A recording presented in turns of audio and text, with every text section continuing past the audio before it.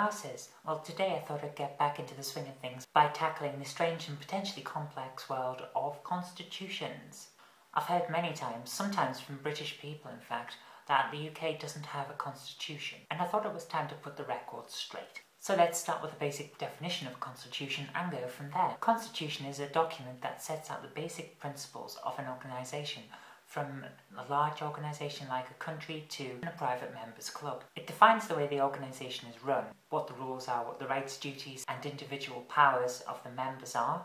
And in terms of a country, the constitution is usually the defining document that lays out the rights of the citizens and how the government will function. Throughout history there have been two basic forms of constitution, a written constitution and an unwritten constitution.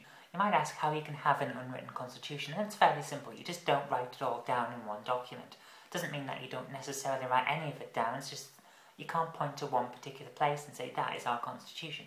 While the United States has an excellent example of a written constitution, the United Kingdom, on the other hand, has an unwritten constitution. We've put our constitutional documents here, there and everywhere because that's how we work. We like to confuse foreigners and make things as complex as possible. Nobody can really say for sure what is actually in the UK's constitution. We know that we've got one, but the majority of people will say, well, it probably contains the Magna Carta of 1215, the Bill of Rights 1689, the European Communities Act of 1972 and the Human Rights Act of 1998, but whether any other particular documents are part of the Constitution, or whether a load of unwritten rules such as parliamentary conventions are part of the Constitution, are debatable. There is another important dividing line between constitutions, however. A constitution can either be supreme or subordinate. A supreme constitution is basically the font of law in a country.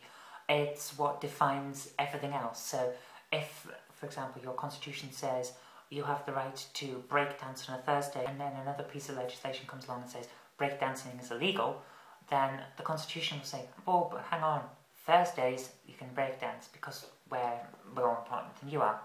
Whereas with a subordinate document, such as for example, a regional constitution for a federated countries, for example, the United States, if you have the overall constitution and then it comes down to regional bits, they can have their own constitution. But if they clash with the top one, then whatever they say is nullified. So for that particular thing, not the entire document itself. So you can either have supreme or subordinate.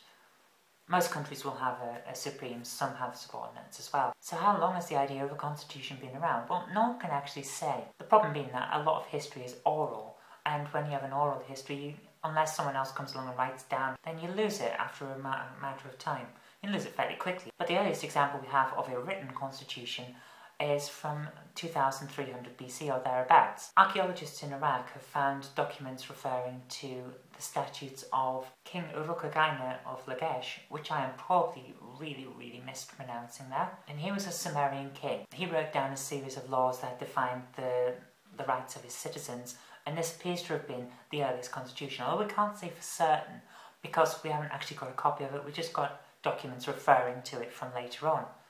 Which is another problem with going back that far in time. Whether it's the earliest written constitution or not, we don't know. Whether it's the earliest constitution in general, we don't know, because of course there could be oral ones or ones we've just lost. So constitutions have been around for a long time. They come in a lot of forms. For example, this 2300 BC stone tablet collection, or huge amounts of text in the form of the Indian Constitution, which takes the form of 444 articles, 12 schedules and 94 amendments.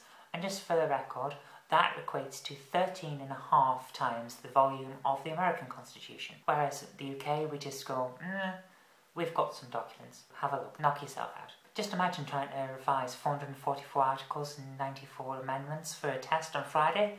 I think I'd rather not. But anyway, that concludes our brief talk about constitutions, so now you can say for certain that the UK does have a constitution, you just can't point to it, and it may or may not be a good idea to write it down, the way that Babylonians have and then we lost it, or the way the Americans and the Indians have, and we haven't lost it yet, but probably will in a few thousand years' time.